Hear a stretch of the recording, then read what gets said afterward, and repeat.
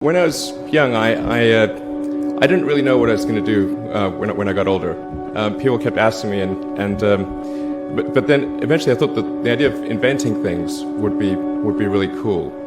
And the reason I thought that was because I read a quote from Arthur C. Clarke, which said that a sufficiently advanced technology is indistinguishable from magic, and that's really true.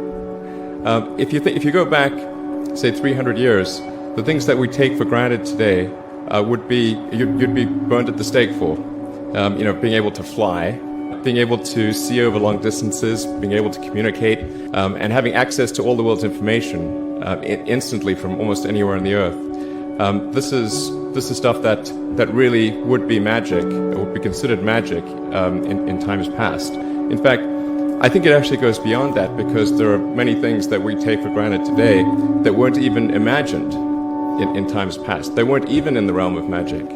So it actually goes beyond that. So I thought, well, if I can do some of those things, basically if I can advance technology, then that's like magic, and that would be really cool. And I also had sort of a slight existential crisis, because I was trying to figure out, what does it all mean? Like, what's the purpose of things? And I came to the conclusion that if we can advance the knowledge of the world, if we can do things that expand the scope and scale of consciousness, then we're better able to ask the right questions and become more enlightened, and that's really the only way forward. I think about what technology solution is necessary in order to achieve the particular goal, and then try to make as much progress in that direction as possible. I think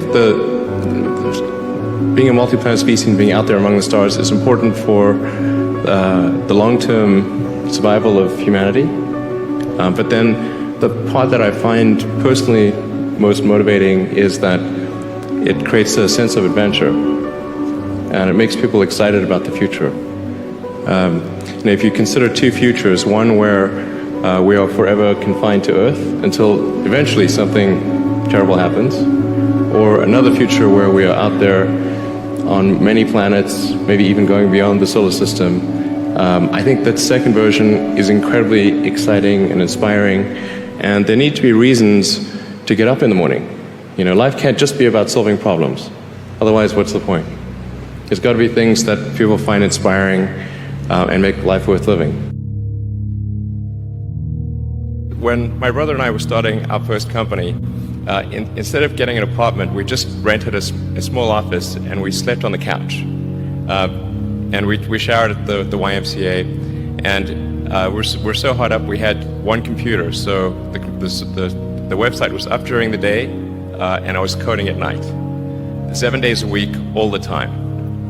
And I sort of briefly had a girlfriend in that period, and in order to be with me, she had to sleep in the office.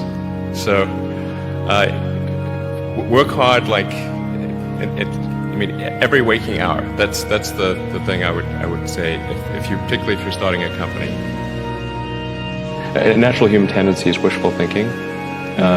So a challenge for entrepreneurs is to say, well, what's the difference between really believing in your ideals and sticking to them versus pursuing some unrealistic dream that doesn't actually have merit? And that is a really difficult thing to tell you. Can you tell the difference between those two things? Right. So you need to be sort of very rigorous in your self-analysis.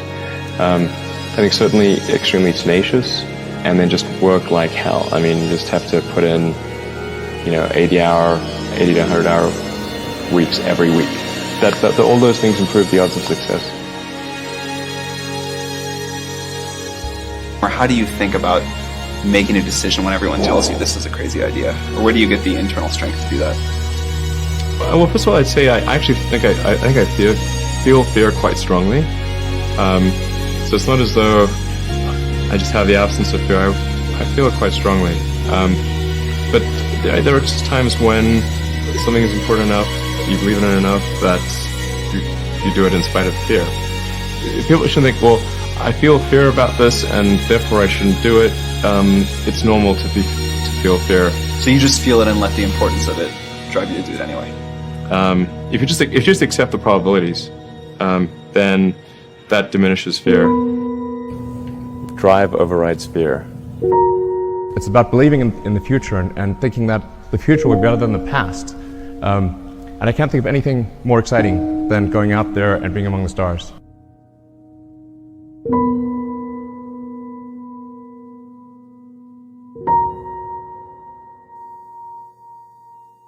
you